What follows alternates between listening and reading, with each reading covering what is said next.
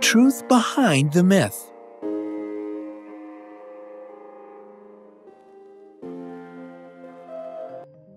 One of the interesting things about legends is that they often seem almost believable. I mean, how can entirely different parts of the world describe seeing the exact same thing for centuries? Is it so ridiculous to ask, are mermaids real? Did or do these half-human, half-fish mythical sea creatures really exist? Do they look like the red-haired beauty Disney introduced to the world in 1989? Or are they a little less glamorous?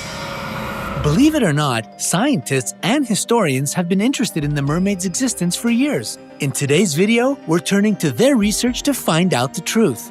But before we dive into the legendary world of mermaids, be sure to click the subscribe button and ring that notification bell so that you'll always be the first to see all the newest updates coming out daily on the bright side of life. The Merriam-Webster Dictionary describes the mermaid as a fabled marine creature with the head and upper body of a woman and the tail of a fish.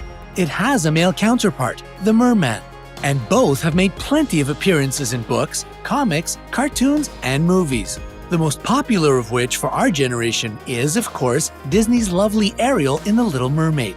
But this cartoon was an adaptation of a fairy tale written by Danish author Hans Christian Andersen in 1837. However, in Andersen's The Little Mermaid, we don't get a happily ever after ending, but a tragic one. Sorry to ruin your childhood. Anyway, going back to our current topic, The Little Mermaid isn't the first story that opened our eyes to the world of merfolk. The first mermaid, according to legends, is Atardaghis, the ancient Syrian goddess of the sea. She didn't start out as a mermaid though. She was once a powerful priestess who, like the Little Mermaid, fell in love with a human. But his mortal body couldn't handle her, divine powers in bed, and he died.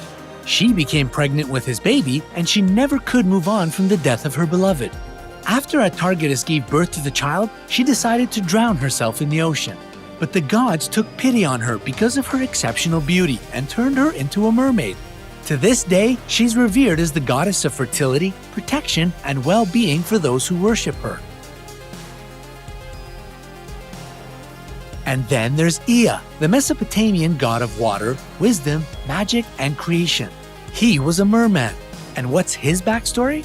According to the legend, Ea saved humanity, which he'd created himself, from a flood sent by the god Enlil. Enlil wanted to destroy the people because their noisiness kept him from sleeping. Whoa, overreact much?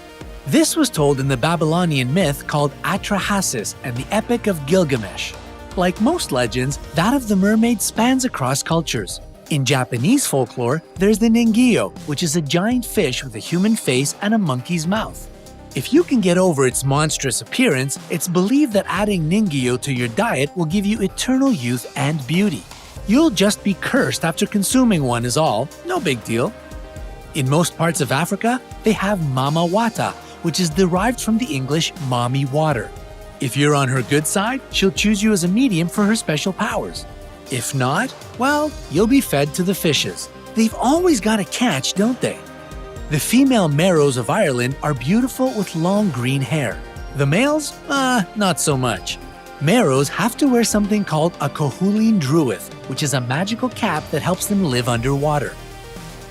In Russia, they have the Rusalka, a water nymph in Slavic mythology that's been portrayed as both good and evil. In the lighter version, the Rusalka mermaids were believed to be kind and help water the crops. The darker side of the myth is that they were girls who died in cruel ways, and they dragged their victims to a watery death. In Norway and parts of Scotland, they have the Finnfolk, who were shapeshifters of the sea. They have an affinity for silver and tend to make humans their slaves. The Inuit also have a fair share of mermaid stories, particularly the tale of the Sedna. She's the guardian spirit of the Inuit and the mother of all sea mammals. The Caribbean islands and other parts of the Americas are home to a water spirit called La Cerne, derived from the French La Sirène, meaning the mermaid. And, on a related note, linguistically, we can't forget the sirens of Greek mythology. Beautiful on the outside and deadly on the inside, these famous mermaid-like creatures had a face-off with Odysseus and his crew in Homer's The Odyssey.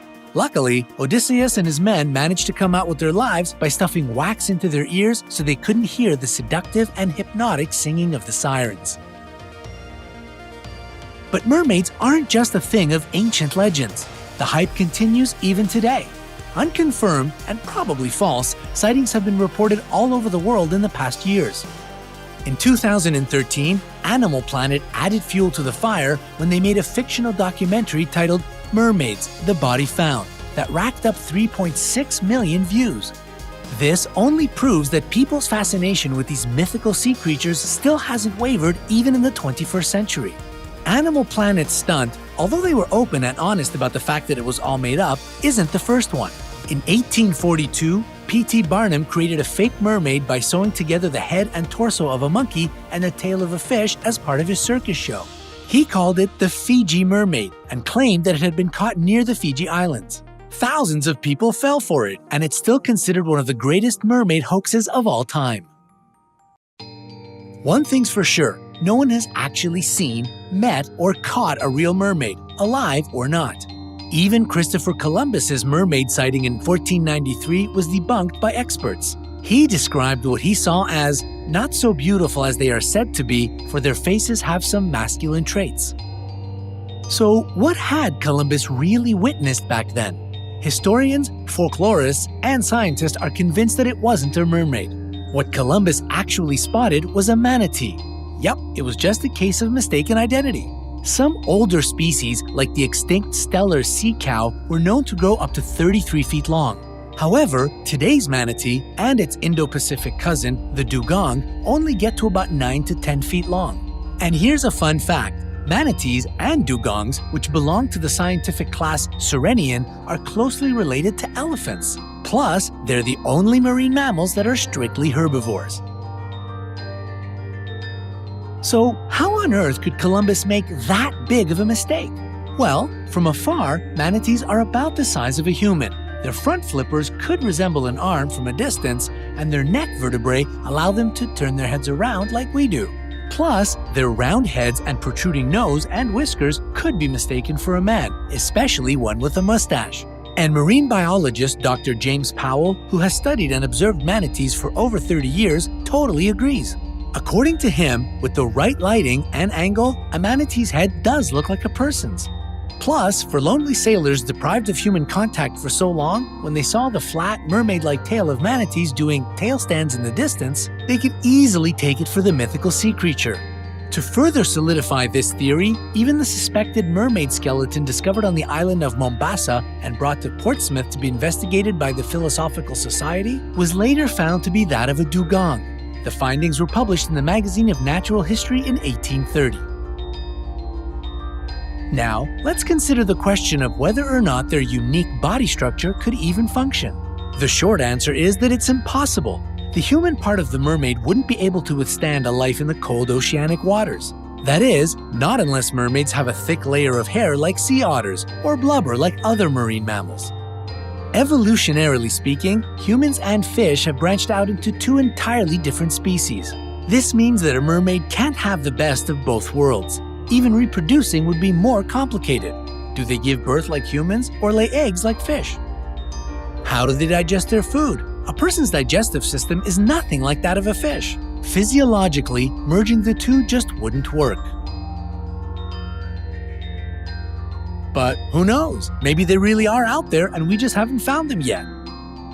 I mean, it's possible when you consider the fact that, according to the US National Oceanic and Atmospheric Administration, more than 80% of our ocean is unmapped, unobserved, and unexplored. But so far, the only evidence of mermaids points to a case of mistaken identity. They're nothing more than sea cows.